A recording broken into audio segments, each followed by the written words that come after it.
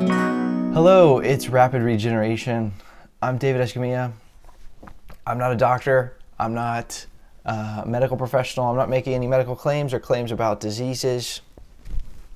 I am a regenerative detoxification specialist from the International School of Regenerative Detoxification.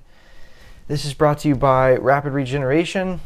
This is brought to you by my mission to help you to use the same information that I've used to completely recover from horrible health symptoms and health problems that I suffered from for 4 years in my early 20s before getting my life back and healing myself.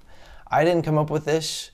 I'm not some genius or anything with this program or this approach. I simply was blessed enough to find some individuals who wanted to help me. And I followed their information and I kept researching for myself. How does everything work? How does the body work?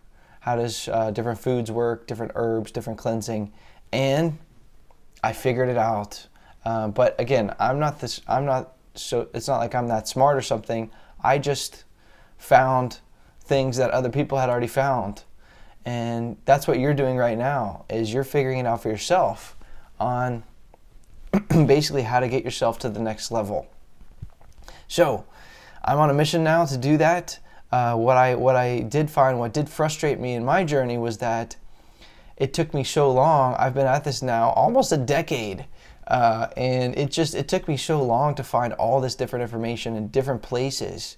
And what I want to do is put all this together in like an encyclopedia for you, so that you can go through this program, and by the time you're done, you should have so much, the lion's share of what you need, the information that you need, so you can know not what to think, but how to think, and basically how the world works. So, one of the commonly asked questions, frequently asked questions that I get, because I'm out there, I have a lot of friends, all my old friends, from back in the day that I still keep up with, and new people I'm meeting, and people that I work with, consultations or coaching and all this stuff. And I get this question, family members, acquaintances, if it ever comes up, basically food and,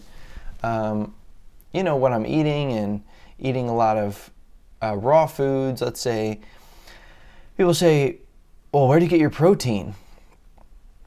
And so basically, protein, we have this fixation with protein in the modern world.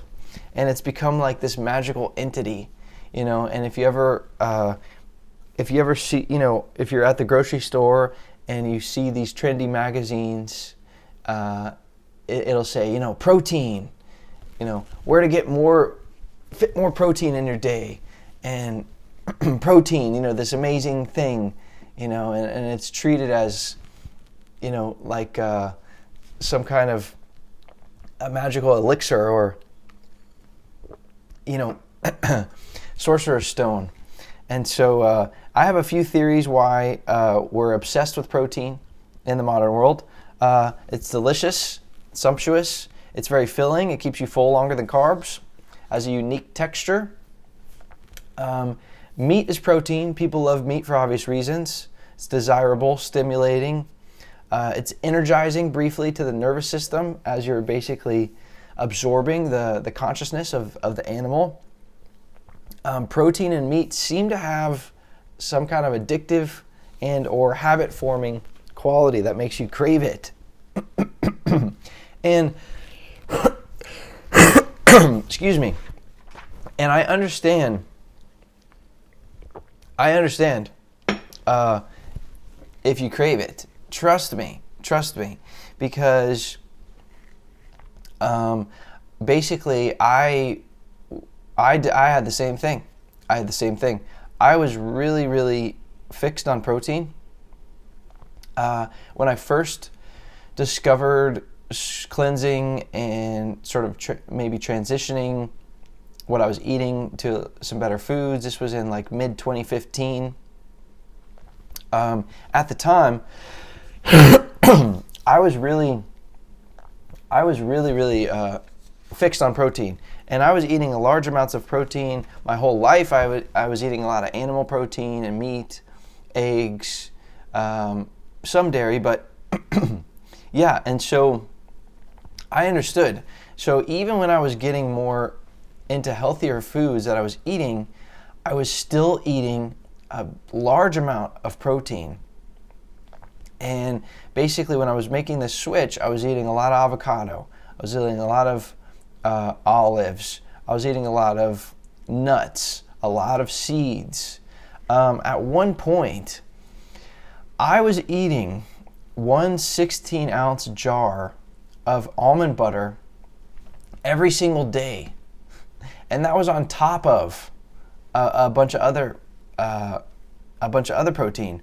And so now what was interesting is that eventually I grew kind of sick of it. I felt like I was sort of getting congested, some pressure up in the head, and almost like I had a cold coming on. And I had this intuition that it was in fact the almond butter.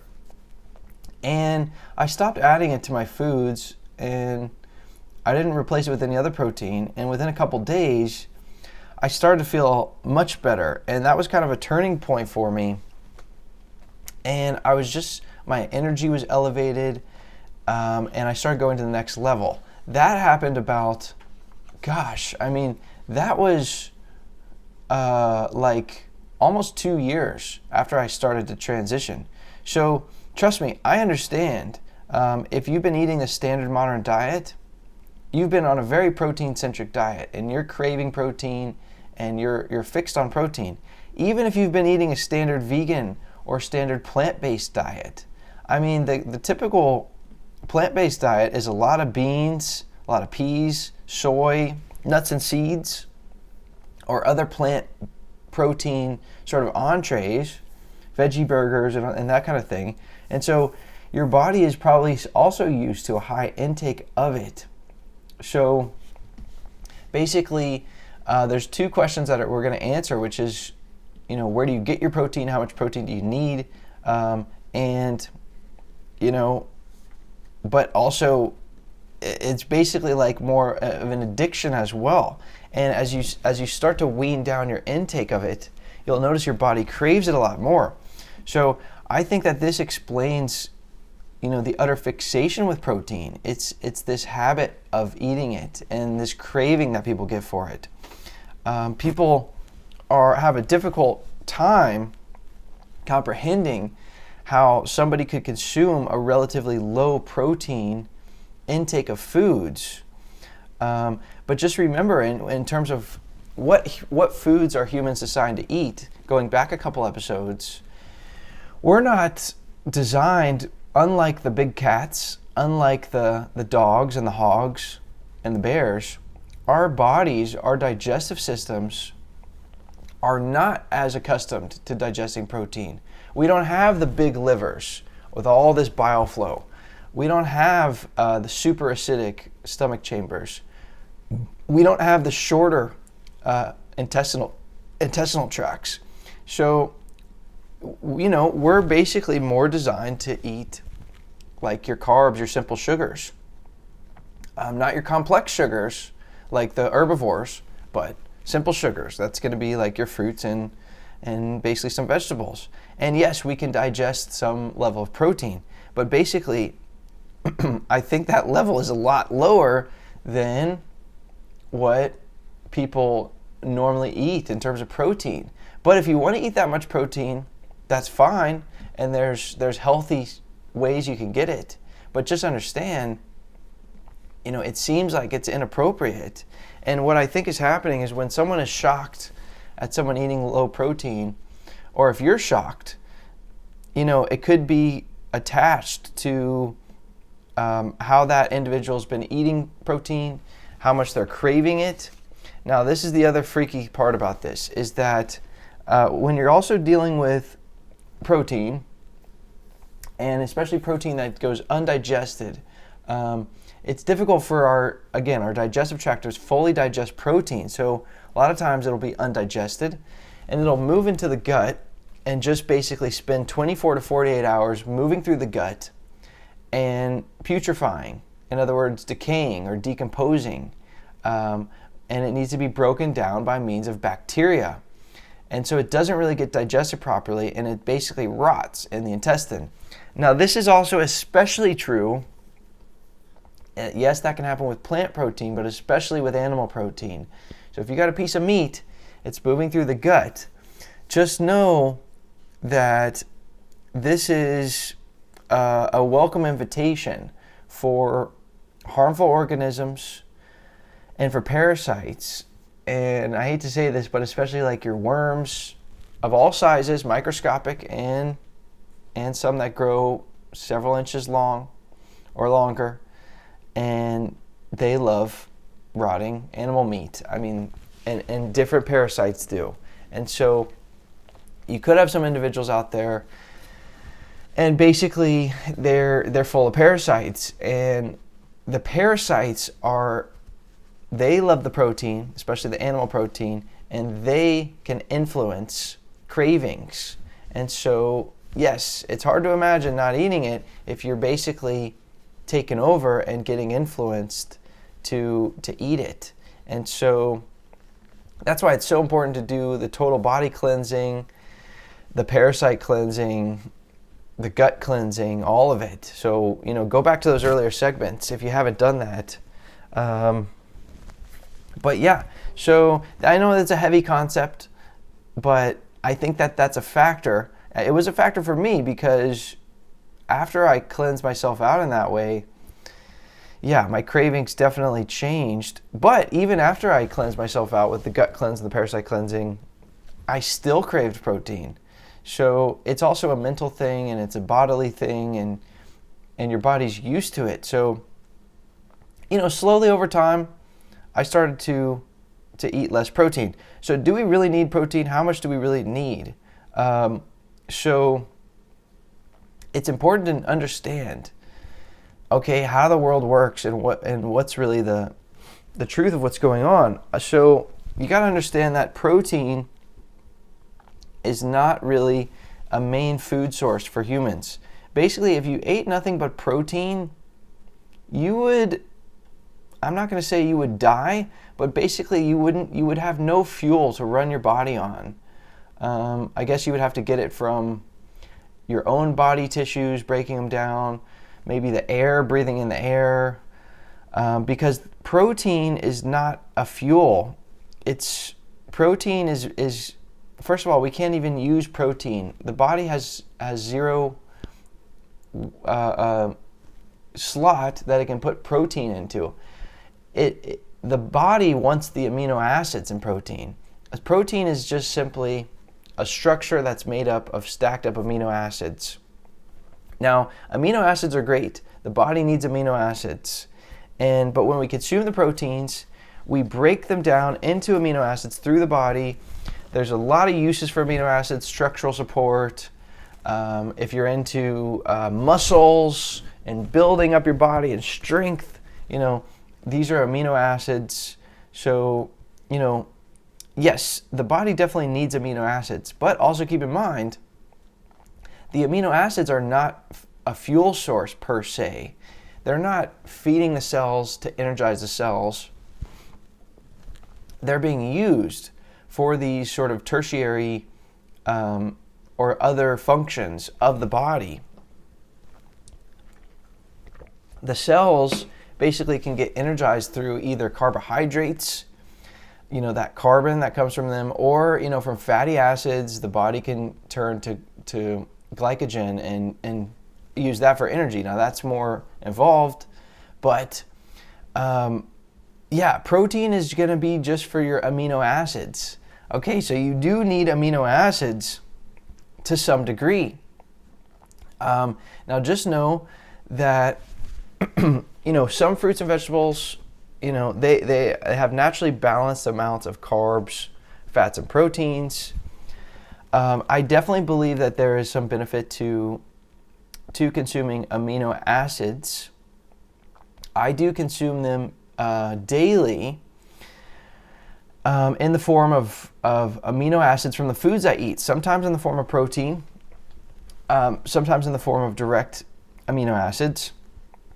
But there's no reason, in my view, to turn to like beans or soy or pea isolate powders, or even if some of these plant-based powders, to get more extra protein, and in fact, that can, just understand protein. If you go back to the previous segment about how it gets digested, it's a very complex digestive process.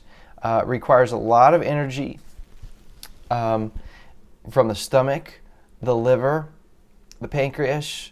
It's very acid forming. It basically is it works your system very hard, as opposed to eating like simple sugars. So there's a blowback if you're constantly eating proteins, constantly adding protein powder to your smoothies and all this type of thing. Just know you're overworking your digestive system and causing a lot of acidic chemistry. So that's just a fact. Now I do get protein, on a daily.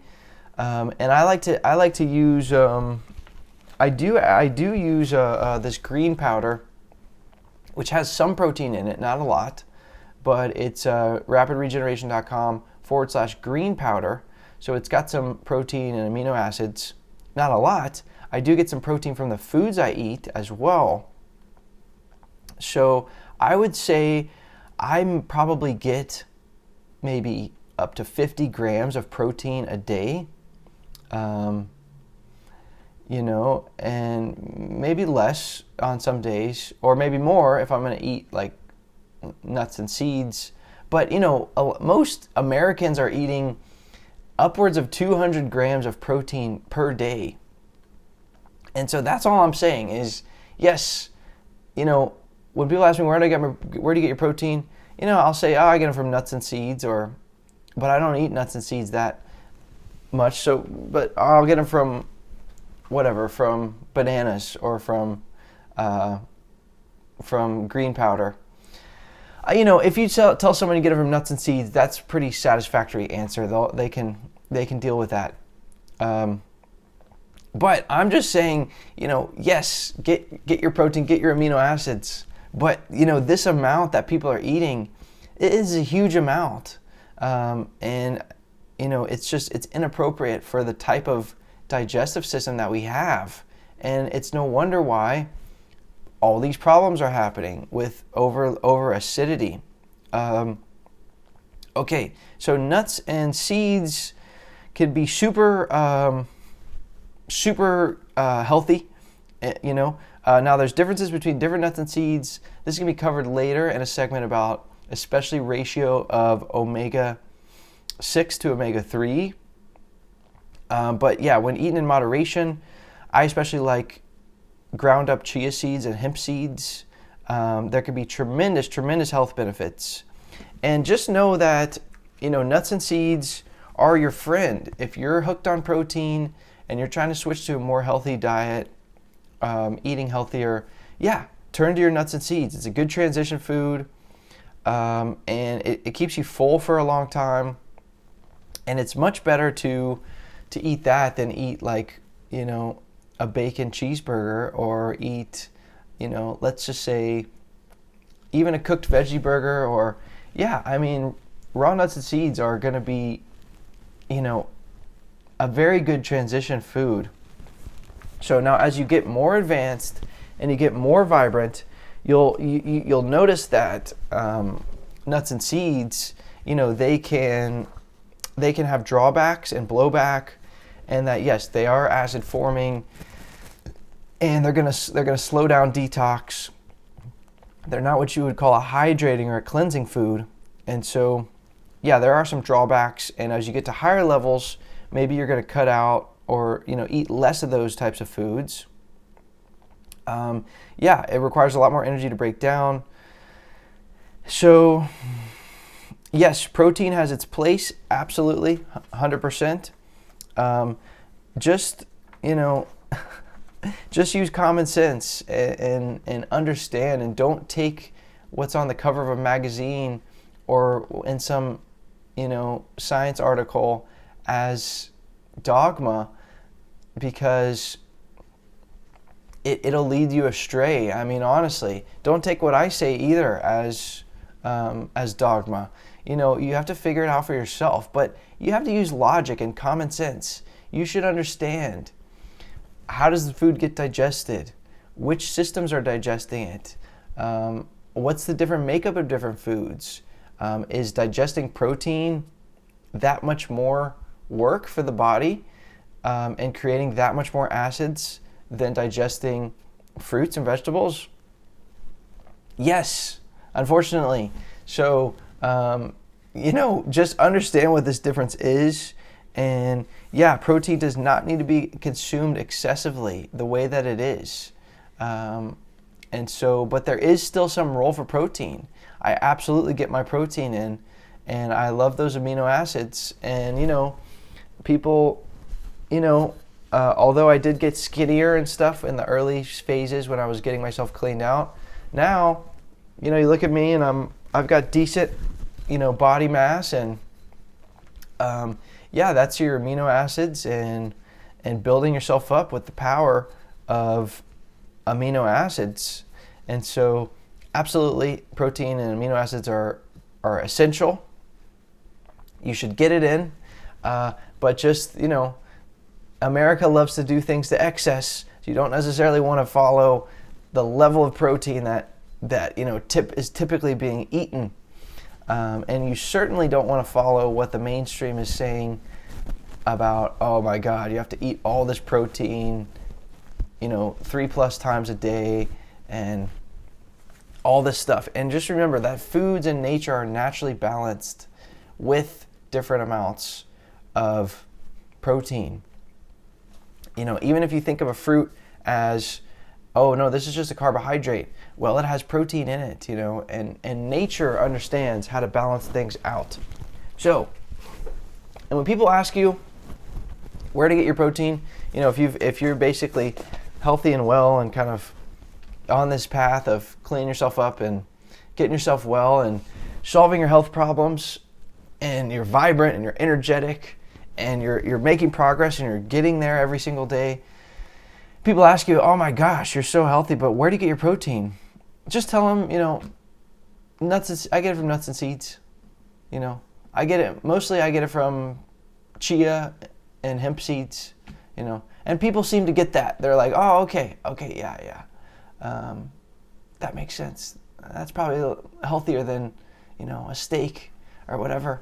Is what they're thinking. So people get it. People have just been programmed that you need to constantly eat all this protein, and so we do need some protein.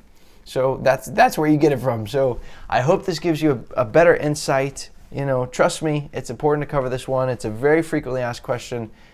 It's a question you probably ask yourself multiple times a day, as you get that kind of craving. And don't feel bad if you get the craving.